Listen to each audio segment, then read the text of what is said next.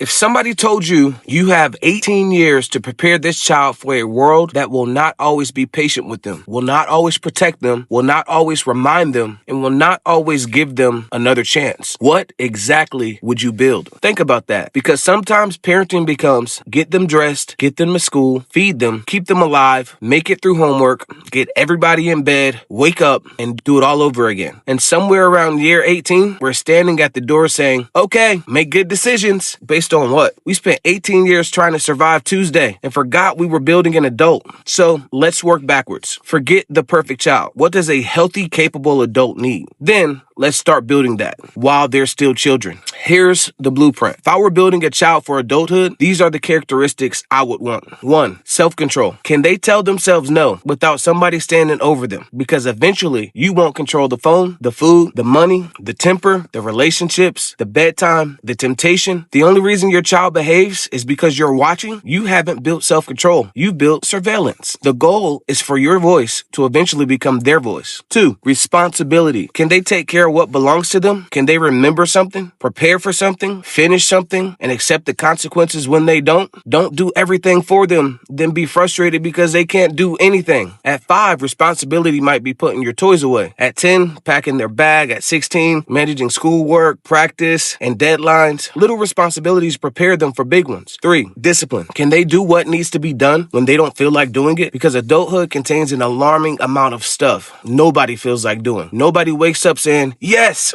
insurance paperwork. You do it because life requires it. Homework, chores, practice, reading, showing up on time, finishing what they start. You're building the muscle. My feelings don't determine my responsibilities. 4, emotional regulation. Can they be angry without becoming destructive? Sad without believing everything is hopeless? Disappointed without falling apart? Can they hear no? Can they lose? Can they wait? Can they calm themselves? We cannot remove every uncomfortable emotion from childhood, then expect them to magically handle uncomfortable emotions in adulthood. Let them experience manageable frustration with you nearby to teach them what to do with it. 5, resilience. What happens when life punches them in the mouth? Because it will. They'll fail at something, lose something, get rejected, get embarrassed, get their heart broken, make a terrible decision. The goal isn't raising a child who never fails or falls. It's raising one who knows falling isn't where my story ends. Don't rescue them from every struggle. Sometimes the struggle is where the strength gets built. 6, integrity. Who are they when nobody is watching? Can they tell the truth even when lying would save them? Can they admit that was me? I messed up. I'm sorry. That's why home has to be safe enough for truth while still having consequences. If honesty always gets annihilated, children don't necessarily become more honest. Sometimes they just become better investigators of whether you're looking. 7, empathy. Can they recognize that other people matter too? Can they walk into a room without believing every room is about them? Teach them to notice who's sitting alone, who needs help. Did what you said hurt somebody? How would that have felt if somebody did it to you? We don't just need successful children. We need good humans. 8, wisdom. Can they think beyond right now? Not simply, do I want this, but where does this decision lead? That's wisdom. Don't only give your child rules. Explain principles. Ask questions. Let them think, because one day there will be no parent standing there saying, absolutely not. 9, confidence and identity. Does your child know who they are before the world starts offering identities? Because the world will happily tell them, wear this, buy this, look like this, act like this, get these people to approve of you, and then you'll matter. Build something deeper. Let them know you have value before applause. Help them discover what they're good at. Give them meaningful work. Let them solve problems. Let them contribute. Confidence isn't built by telling a child they're amazing 400 times. It's also built when they experience, I can do hard things. 10, relationship skills. Can they communicate, listen, apologize, disagree without disrespect,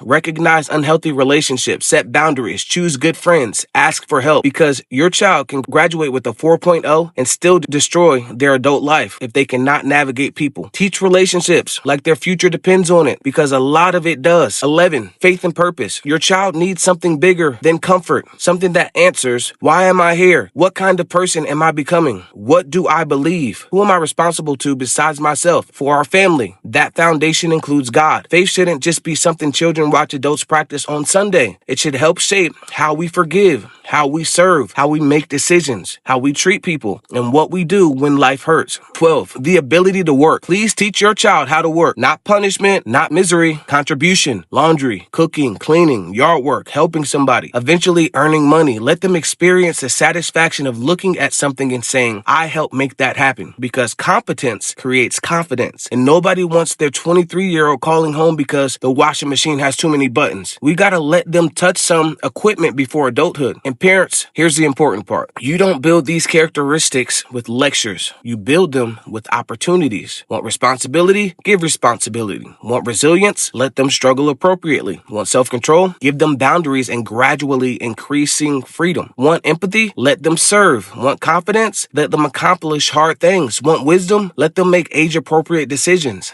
Then talk through the results. Want integrity? Make truth safe enough to tell. Want emotional regulation? Model emotional regulation. We cannot lecture children into characteristics they never got to practice. And that's why the structure of your home matters so much. Because bedtime isn't just bedtime. You're teaching stewardship of the body. Chores aren't just chores. You're teaching contribution. Homework isn't just homework. You're teaching responsibility. Sports aren't just sports. You're teaching discipline. Apologies aren't just apologies. You're teaching humility. Church isn't just church. You're building faith and community. Family dinner isn't just dinner. You're practicing conversation and connection. A consequence isn't just punishment. You're teaching cause and effect. Ordinary childhood is the training ground for adulthood. Galatians 5 talks about the fruit of the Spirit: love, joy, peace, patience, kindness, goodness, faithfulness, gentleness, and self-control. Notice something. These are not accomplishments. They are characteristics, because ultimately, I don't just want to know what my child accomplished. I want to know, who did they become? Parents, we have to stop raising children only for childhood. We're raising someone's future employee, employer, friend, neighbor, husband, wife, father, community member, and eventually we won't be there to remind them. So work backwards. Picture them at 25. What do you hope is inside them? Self-control, responsibility,